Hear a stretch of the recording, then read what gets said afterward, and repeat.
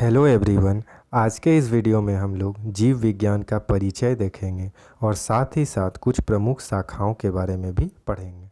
इसमें सबसे पहला है कि जीव विज्ञान कहते किसको हैं। तो विज्ञान की वह शाखा जिसमें जीवधारियों का अध्ययन किया जाता है। तो जिसमें जीवधारियों का अध्ययन किया जाता है उसको क्या कहते हैं? जीव विज्ञान कहते हैं। नेक्स्ट है बायोलॉजी। बायोलॉजी शब्द का सर्वप्रथम प्रयोग 1802 में लेमार्क और एवं ट्रेविरेनस ने किया था। तो सर्वप्रथम किसने किया था? लेमार्क एवं ट्रेविरेनस ने। कब किया था? 1802 में। लेमार्क कहाँ के हैं? तो फ्रांस के, और ट्रेविरेनस जर्मनी थे। नेक्स्ट है अरस्तु को जीव विज्ञान का जनक कहा जाता है। तो जीव विज्ञान का जनक किसको कहा जाता है?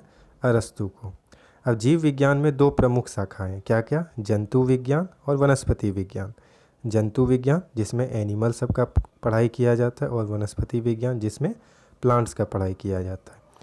जंतु विज्ञान का अगर जनक पूछा जाए तो कौन है? अरस्तु है। वही अगर वनस्पति विज्ञान का जनक पूछा जाए तो थियोफ्रेस्टस है। नेक्स्ट है अब कुछ प्रमुख शाखाओं के बारे में जानते हैं। प्रमुख शाखाओं में सबसे पहला आता है अनुवांशिकी। अनुवांशिकी के अंदर किसकी पढ़ाई की जाती है? तो अनुवांशिकी के अंदर जीवों की अनुवांशिकी लक्षणों की वंशानुगति का अध्ययन किया जाता है।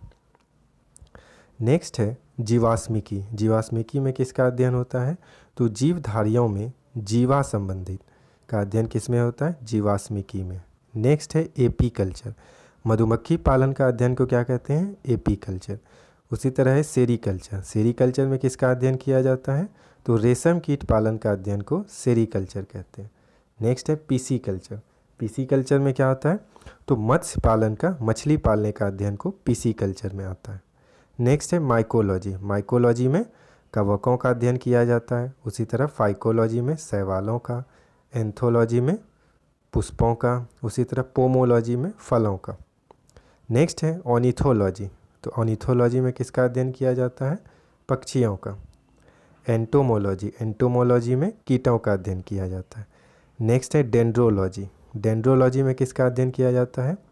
तो वृक्षों एवं झाड़ियों का अध्ययन डेंड्रोलॉजी में किया जाता है। नेक्स्ट है ओफियोलॉजी। ओफियोलॉजी में किसका अध्ययन किया जाता है? तो सांप का अध्ययन किया जाता है। नेक्स्ट है सौरोलॉजी। सौरोलॉजी में छिपकलियों का अध्ययन किया जाता है। नेक्स्ट है सिल्वीकल्चर। सिल्वीकल्चर में क्या होता है? कष्टीपरों का संवर्धन का परीक्षण अध्ययन किया जाता है। ये था कुछ छोटा सा इंट्रोडक्शन। अब इस पर जो महत्वपूर्ण प्रश्न है उन सबको हम लोग सॉल्व करते हैं। इसमें सबसे पहला सवाल है जीव विज्ञान शब्द का प्रयोग सर्वप्रथम किसने किया था? तो जीव विज्ञान शब्द का प्रयोग सर्वप्रथम किसने किया था? तो लेमार्क एवं ट्रेविरेनस ने किया था। हमने अभी पढ़ा था। दूसरा क्वेश्चन है जीव विज्ञान का जनक किसको कहा जाता है? तो जीव विज्ञान का जनक हमने अभी पढ़ा था किसको कहा जाता है? अरस्तु को। मतलब क number is the correct answer. Next है जंतु विज्ञान। अब जंतु विज्ञान का जनक पूछा जाए तो जंतु विज्ञान का जनक भी अरस्तु को ही कहा जाता है। तो मतलब क number is the correct answer. Next है वनस्पति विज्ञान। वनस्पति विज्ञान का जनक किसको कहा जाता है? तो अभी पढ़ा था हमने कि वनस्पति विज्ञान का जनक थियोफ्रेस्टस को कहा जाता है। मतलब ग number is the correct answer. Next है चिकित्सा शास्त्र का जनक। चिकित्सा शास्त्र का जनक किसको कहा जाता है? अरस्तु को, या थियोफ्रेस्टस को, या हिप्पोक्रेटस को, या गैलीलियो को। तो चिकित्सा शास्त्र का जनक हिप्पोक्रेटस को कहा जाता है। मतलब ग number is the correct answer. Next है बायोलॉजी शब्द की उत्पत्ति किस भाषा से ली गई है? बायोलॉजी जो शब्द है वह कौन सा भाषा से आया है? फ्रेंच से आया है, लैटिन से आया है, पुर्तगाली से आया है, या ग्रीक से आया है? तो कहाँ से आया है? ग्रीक से आया है। तो बायोलॉजी कैसी शब्द है? ग्रीक भाषा का शब्द है। नेक्स्ट है चिकित्सा शास्त्र के विद्यार्थी को किसकी शपथ दिलाई जाती है? चिकित्सा शास्त्र के जो विद्यार्थी होते हैं उसको किसकी शपथ दिलाई जाती है? अरस्तु की, थियोफ्रेस्टस की, डार्विन की, या फिर हिप्पोक्रेटस की? तो किसकी दिलाई जाती है? हिप्पोक्रेटस। मतलब घ number is the correct answer. Next है वह विज्ञान जिसका संबंध जीवधारियों के अध्ययन से, मतलब जिसमें जीवधारियों का अध्ययन किया जाता है। तो बहुत आसान है, क्या? जीव विज्ञान। घ number is the correct answer. Next है फाइकोलॉजी में किसका अध्ययन किया जाता है? तो फाइकोलॉजी में किसका अध्ययन किया जाता है? शैवालों का, कवक का, विषाणु का, या बैक्टीरिया का? तो फाइकोलॉजी में किसका अध्ययन किया जाता है? शैवालों का। क number is the correct answer. Next है फूलों का अध्ययन। फूलों का अध्ययन को क्या कहते हैं? अभी हमने पढ़ा भी था ये चीज़ कि फूलों को अध्ययन को क्या कहते हैं? फ्लोरिकल्चर कहते हैं। नेक्स्ट है शैवालों का अध्ययन। अब शैवालों का अध्ययन को क्या कहते हैं? तो शैवालों का अध्ययन को अभी हमने पढ़ा था, क्या कहते हैं? फाइकोलॉजी, मतलब ग number is the correct answer. Next है स्पर्मोलॉजी में किसका अध्ययन होता है? स्पर्मोलॉजी में किसका अध्ययन होता है? बीज का या पत्ती का, बल का या परागणन का?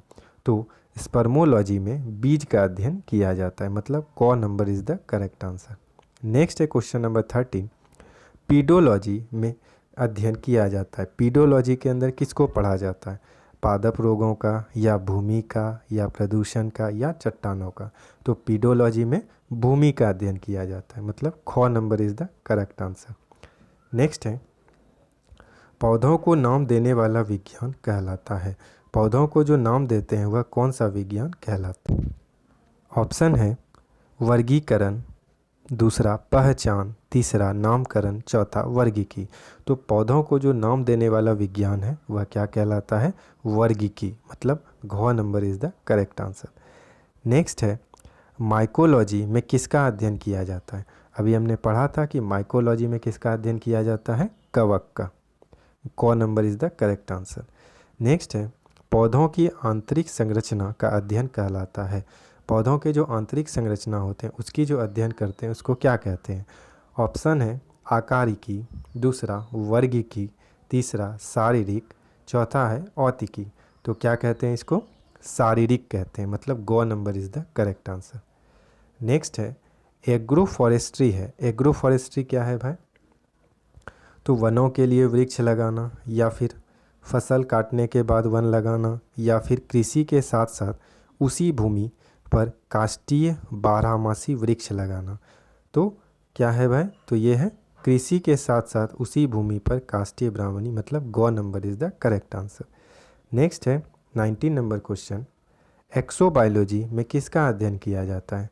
तो एक्सोबायोलॉजी में किसका अध्ययन किया जाता है? मतलब ये साफ कह रहा है बायो से बाहर वाली, मतलब तो बाहरी ग्रह और अंतरिक्ष में जीवन, मतलब घ number is the correct answer. Next है साग सब्जी उत्पन्न करने वाले पौधों का अध्ययन कहलाता है। तो साग सब्जी उत्पन्न करने वाले पौधों का अध्ययन क्या कहलाता है? ऑप्शन है ओलेरीकल्चर, सेरीकल्चर, सिल्वीकल्चर या पिसीकल्चर।